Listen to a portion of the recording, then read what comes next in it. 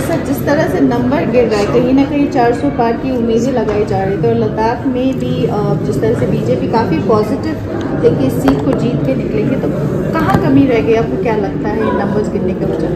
ये एक तो हमारा कंटिन्यूस 10 साल लद्दाख से एमपी रहने पर और कंटिन्यूसली ये तीसरी बार जाना ज़रूरी था, लेकिन ऐसा हुआ नहीं। एंटी इनकम्बेंसीज तो जो कम्बेंट एमपीज पे लगते हैं, तो इस बार भी हमने सोचा कि ये डेवलपमेंट बेस पे नहीं हो रहा है। डेवलपमेंट जितने किए हैं उस बेस पे ना होकर जो नैरेटिव्स नेगेटिव सेट करने में कांग्रेस के लोग और बाकी लोग सक्सेस हुआ, तो लोगों को बेवकूफ़ बनाने में सक्सेस हुआ। तो अफसोस ये रहेगा कि लद्दाख के फ्यूचर के लिए जो गवर्नमेंट सेंटर में आ रहा है उनके साथ हमारा भी मैच होकर जाना बहुत ज़रूरी था।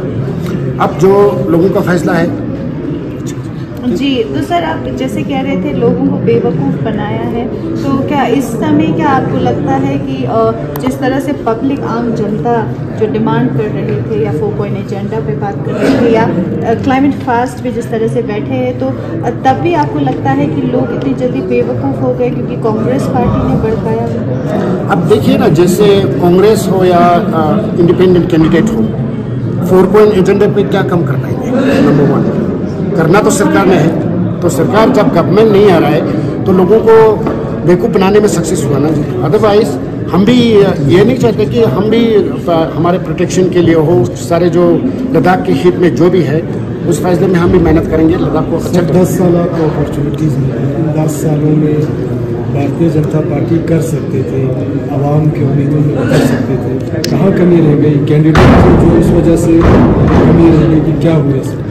ये लद्दाख में जो पोलराइजेशन होते हैं, एक तो कम्युनल बेस पे होते हैं और दूसरा रीजनल बेस पे होते हैं, तो उसके कमी की वजह से जो डेवलपमेंट हुआ है, जैसे भारतीय जनता पार्टी ने लद्दाख को जो 70 साल से नहीं हुआ, लद्दाख को यूटी बना के कश्मीर से अलग करके बहुत सारे डेवलपमेंट और सब कुछ हो रहा है। हाँ, कुछ कमियाँ रह गया होगा लोगों को, क्योंकि इसको देखकर हमें भी उम्मीद था कि भारतीय जनता पार्टी के फेवर में लोग सपोर्ट करेंगे। अब जो नहीं हो रहा है तो कुछ तो कमियाँ हमारे में भी रहा जी। तो जैसे सर सी जो इटाशी गैल्सन जी है वो काफ़ी उभरते एक लीडर है बीजेपी के, तो इस इलेक्शन में यानी एमपी इलेक्शन में जो पिछले जो आपके जो एमपी रहे हैं उनके जिस तरह के लोगों का नेगेटिव कमेंट्स रहा है या काम ना होने पे, तो उस वजह से भी आपको लगता है कि ये असर जो है इस इलेक्शन पे दिखाई दे रहा है? बिल्कुल दिखाई दे रहा है। इटाशी साहब ने जो लास्ट वीक का कैंपेन था उसमें बीजेपी ने बहुत इम्प्रूवमेंट किया, अदरवाइज तो पूरा कम्युनिटी को नेगेटिव ही मोबिलाइज करके रखा था।